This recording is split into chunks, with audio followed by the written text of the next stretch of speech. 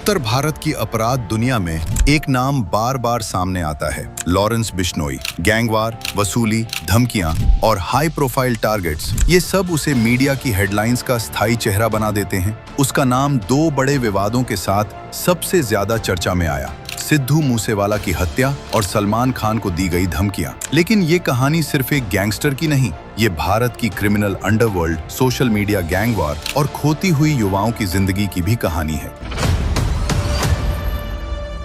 राजस्थान के हनुमानगढ़ जिले का एक साधारण लड़का जो स्कूल कॉलेज में बाकी बच्चों जैसा ही था, लेकिन कॉलेज की स्टूडेंट पॉलिटिक्स ने उसकी जिंदगी की दिशा पूरी तरह बदल दी। यूनियन चुनावों में दबदबा बनाने के लिए शुरू हुए झगड़े, फिर कॉलेज लेवल पर छोटे मोटे गैंगों से जुड़ना और धीरे धीरे एक क्रिमिनल माइंडसेट बनना। पुलिस रिकॉर्ड में पहला नाम, फिर एक के बाद एक केस, लेकिन हर गिरफ्तारी ने उसे रोका नहीं, बल्कि जेल उसके लिए एक तरह का कमांड रूम बनती गई। जेल में रहते हुए भी उसका नेटवर्क फैला, मजबूत हुआ और खतरनाक बनता गया। जेल से निकले एक एक कॉल पर नए लड़के भर्ती होते गए, सोशल मीडिया पर गैंग की इमेज बनती गई और दूसरी तरफ कई छोटे गैंग उसके साथ जुड़ते गए। पंजाब, हरियाणा, राजस्थान और NCR, इन राज्यों में उसकी पकड़ मजबूत होती चली गई। वसूली, हथियार और गैंगवार, ये तीन चीजें इस नेटवर्क की रीढ़ बन गई।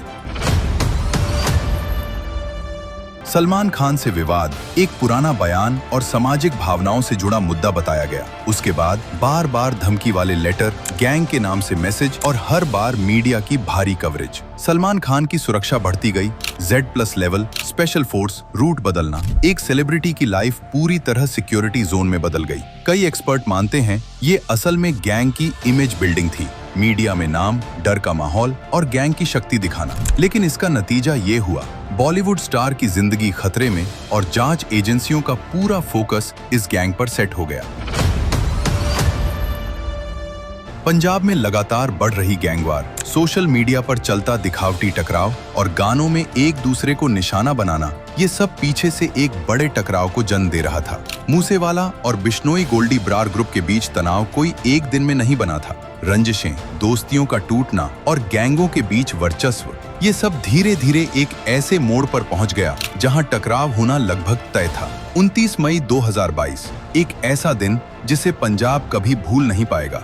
दिन दहाड़े हमला, गाड़ी पर फायरिंग और कुछ ही मिनटों में एक सुपरस्टार की मौत। वारदात के कुछ घंटों बाद एक संदेश सामने आया। दावा किया गया ये हमला गैंगवार और पुरानी रंजिशों का नतीजा है। पुलिस की जांच बड़े पैमाने पर शुरू हुई। कई राज्यों में रेड, दर्जनों गिरफ्तारियां और पूरा ऑपरेशन एक हाई प्रोफाइल केस बन गया। लेकिन एक बात साफ थी, ट्रिगर दबाने वाले लड़के बस मोहरे थे, असली फैसले जेल के अंदर से लिए जा रहे थे। मूसेवाला की मौत ने पूरे देश में शॉक वेव फैला दी। फैंस, सेलिब्रिटीज, हर कोई हिला हुआ था। मूसेवाला केस के बाद पंजाब, हरियाणा और राजस्थान में गैंग नेटवर्क पर सबसे बड़ा क्रैकडाउन शुरू हुआ। कई नए नाम सामने आए। कई लड़के जो खुद को गैंगस्टर बोलते थे, सोशल मीडिया से उठकर क्राइम की दुनिया में उतर चुके थे। ये केस सिर्फ एक मर्डर नहीं था, ये उस जहर का नतीजा था जो सोशल मीडिया पर फेम के नाम पर फैल चुका था। जेल में बैठकर भी ऑपरेशन चलाने का तरीका, फर्जी सिम, इंटरनेट कॉल्स और कभी धमकी, कभी टारगेट किलिंग, कभी वसूली। हर केस में एक ही पैटर्न, पहले डर, फिर पैसा, फिर गैंग की पोजीशन मजबूत करना। और यही वजह है कि कोई भी बड़ी वारदात हो, किसी न किसी तरह से इस नेटवर्क का नाम सामने आ ही जाता था। चाहे सलमान खान को मिली धमकियां हों या मूसेवाला जैसे टैलेंट का खोना, इन सब के पीछे एक कड़वा सच है, अपराध का रास्ता सिर्फ बर्बादी देता है। गैंग के लिए लड़ने वाले लड़के कुछ साल बाद या तो जेल में होते हैं या मौत उनका इंतजार करती है। परिवार टूटते हैं, माता पिता रोते रह जाते हैं और समाज में डर फैलता है। ये दुनिया ग्लैमर नहीं, ये अंधेरा है जहां अंत सिर्फ नुकसान, खून और पछतावा है। ये कहानी किसी हीरो की नहीं, ये चेतावनी है, क्योंकि गलत रास्ते पर चलकर कभी इज्जत नहीं मिलती, मिलता है बस डर, बदनामी, जेल और मौत।